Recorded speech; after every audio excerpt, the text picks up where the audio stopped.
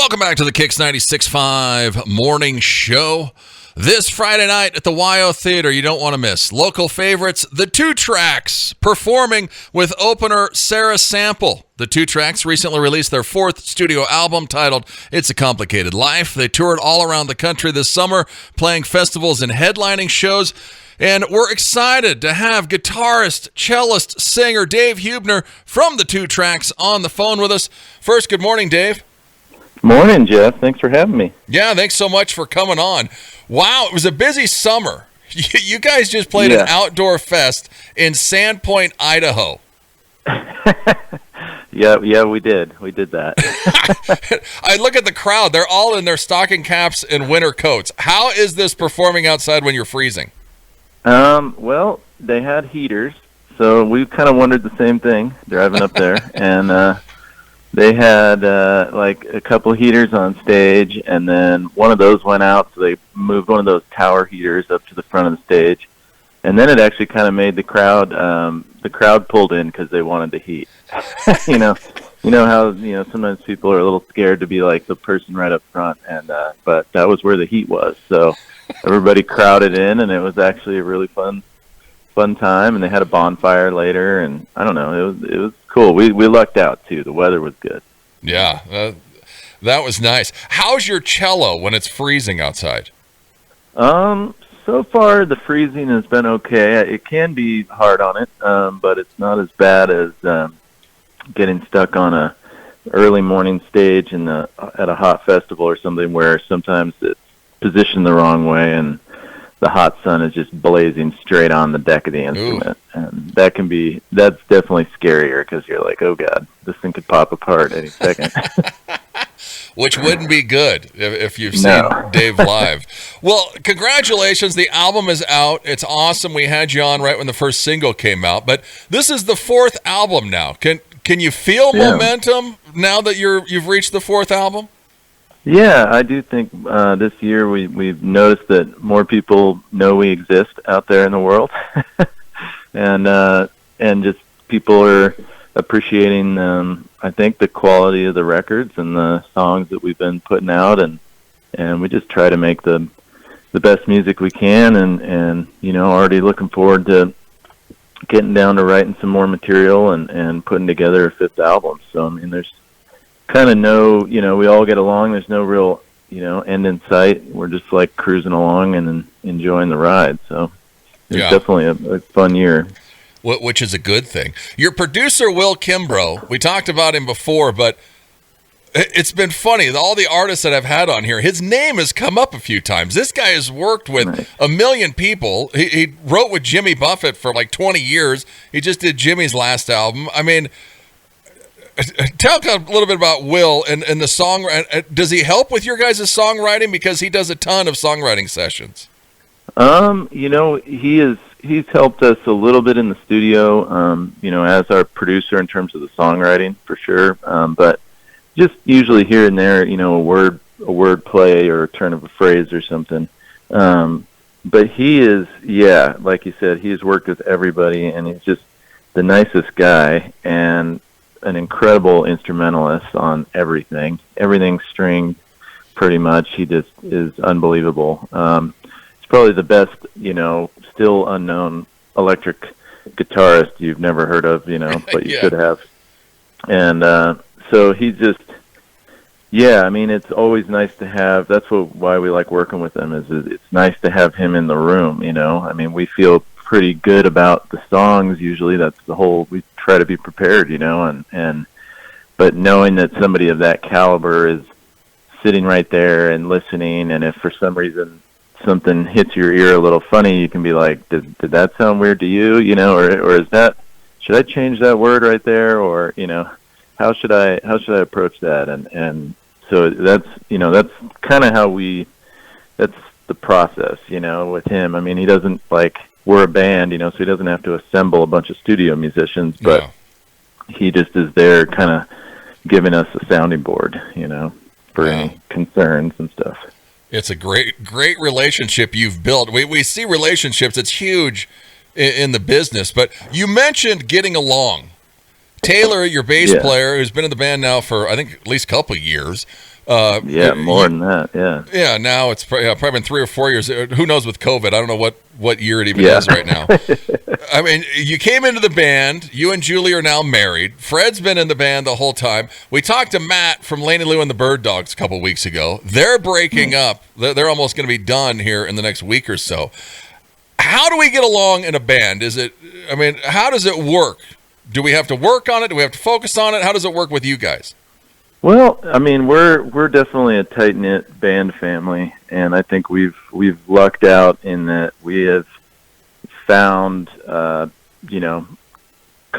good compatible personalities. We all have our little moments, just like any relationship. A band is a relationship, so a lot of times, like, it teaches you about your own relationship, just the way you get along with the other guys, but Yeah.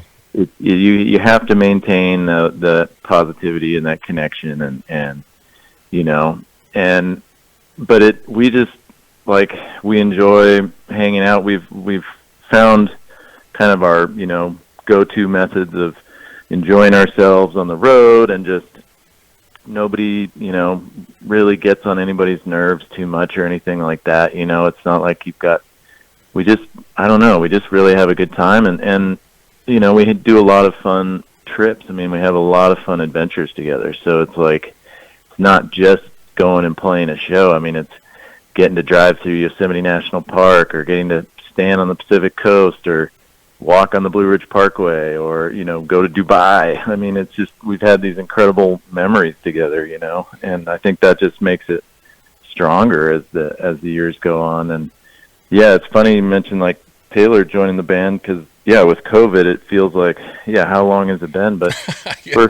first trip we did with him, I believe we played the Albino Skunk Fest, and I think it was like 2018, fall of 2018. Wow. I mean, it's just, time's just like rolling by, Yeah, it's crazy. And so it what seems like just yesterday, you're like, okay, we've been a band now since, with albums out since 2016, and we were a band before that. So, we're looking towards that 10-year mark, and the number one rule of thumb is as a band is stay together. And I do know that a few of the members of Laney Lou and the Bird Dogs are going to kind of keep on keeping on, I think. But yeah, it's going to change for them, and it changes for a lot of bands as we've had different bass players over the years. But we really are psyched to have been the same unit now for quite a while, and we kind of want to keep it like that and just keep rolling, because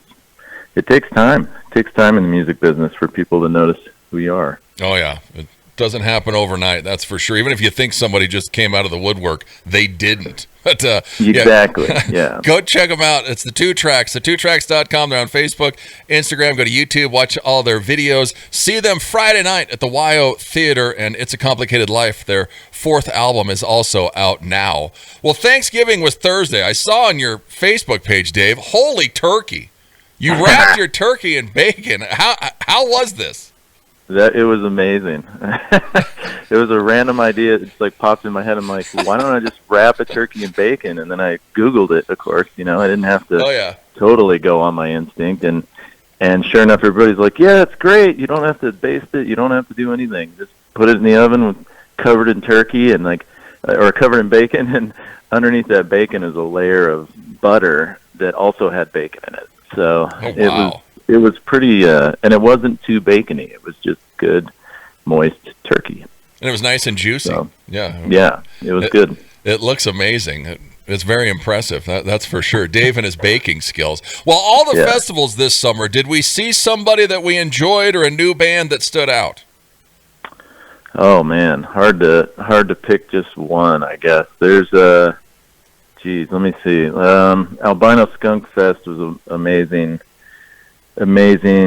fest. I guess when we were in Nashville at Americana Fest, if I had to just pick one kind of out of the hat, we saw, of course now I'm going to forget her name, but there's a gal who was playing a showcase right before us, and I think it was, is it Delia? Oh, now I'm going to mess up her name. But she, you do come across these artists that just blow your mind. Oh, yeah. You know, and you're like, oh, I didn't even know they were a thing. You know, and so we come back from that fest and we buy a couple albums, you know, online from them and stuff, and or pick them up at the show if we can. And it's just, that's one of the things we love about it. And we do hope, you know, we every now and then we try to bring, you know, somehow catch somebody on their way through and bring them to Sheridan. You know, it's definitely a long-term goal of ours was to try to bring more of the music we find out there back to Sheridan while they're on tour. You know. Yeah. Yeah, for sure. Backofbeyondmedia.etsy.com. Dave has a Baja Tide calendar because we know you love Baja. They're almost gone, though, so you got to go get one now. How are they looking? Oh, they're great, man. The calendars came out awesome, and yeah, it's fun that every year. It's just a fun outlet for my photography because I'm just sitting on all these photos of Baja, and I don't want to tell anybody where I took them or how to get there. So the calendar is perfect because you don't have to put any captions. Nobody expects a magazine article to go with it or anything. You know, you just put it in a calendar and say, here you go. Yeah. And, you know, if they ask you where it is, you're like, sorry. Sorry, it's in Baja. But that's all I can say. It's in Baja. That's all I can say. You know, you're on your own. Now, there's some awesome shots. Go and check it out and go grab a calendar before they're gone. You guys are sponsored by Blacktooth Brewery, which I'm always jealous by. What's your favorite Blacktooth beer right now? You know, our go-to on the road has always been, for quite a while now, has been the Copper Mule. The tour bus was excellent. You know, Taylor and I are IPA guys, so we definitely, you know, once we've kind of cleansed our coffee palate with a Copper Mule, then it's, you know, usually there's an IPA involved with the Hot Streak or the Lazy Hazy. But yeah, we love those guys. They've hooked us up with beer for being on the road for a long time, and we majorly appreciate the support. Yeah, for sure. Go check out Blacktooth Brewery. I think they got a new beer, something that just came out over the weekend. Working Man's Blues. This live video they just posted yesterday at this WDVX Blue Plate special. This was in Knoxville when you guys were out there? Yeah, so they have a great little radio program on WDVX where they every afternoon, I think it's 5 days a week, they do at noon, they have a live radio broadcast with an in-studio audience. They have this really nice little room right in downtown Knoxville, and they've really upped their game as far as like putting it out there to the public, and they've got, you know, multiple cameras, and they do a really great live recording. And yeah, it's cool. I mean, it was a kind of a stripped down drum kit, you know, it's a lighter, kind of a little more acoustic feel, you know, but it's a really fun thing. I think that was our third time performing on the Blue Plate special, and a lot of great artists come through there because you get to play. A lot of people listen to that station. That's why radio is still so great. You get to, you know, put your stuff out there to a lot of people all at once.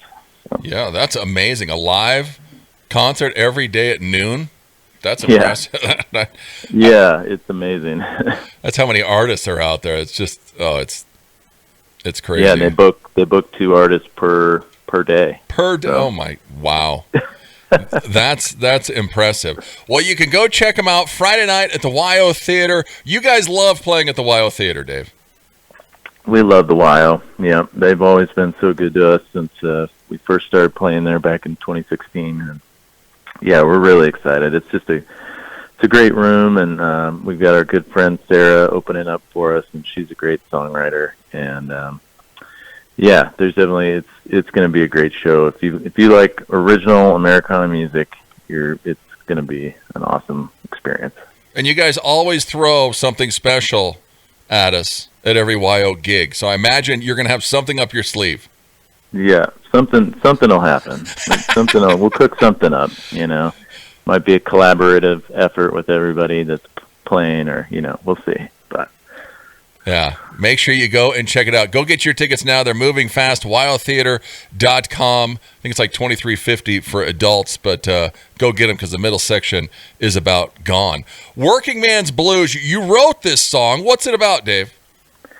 Well, so this song delves into some of the social issues of our time and our the existence that we live in these days. And so it started as a kind of a pontification on sort of the Dust Bowl era, Great Depression kind of struggles. Sort of imagine John Steinbeck's Grapes of Wrath slowly turning into color, and it's an Occupy Wall Street protest. And so I wrote it a while ago, but it has stuck around because it's still so relevant to the struggles and the class struggles that we all feel in America, I think. And I think, while it does have a bit of a political bent to it, I think it's pretty universally written and that everybody can kind of relate to it, and so it's, which is what I strive to do, especially if I tread into those waters of social issues. I try to make it something where everybody, has a piece of it that they see themselves in, Yeah, that they can relate to, or find something to touch to, or something to think about anyway. Go check them out, the2tracks.com. Their latest, It's a Complicated Life, is out now. I know you love skiing. Are you chomping at the bit for winter?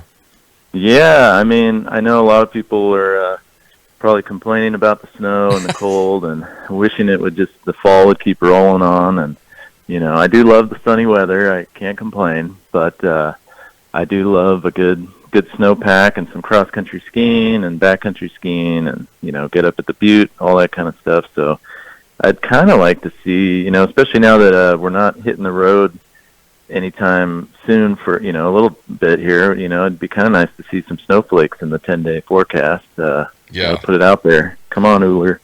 Yeah, there's not much. We had some friends that were going to go to Colorado for Thanksgiving, and they had to cancel because there's no snow.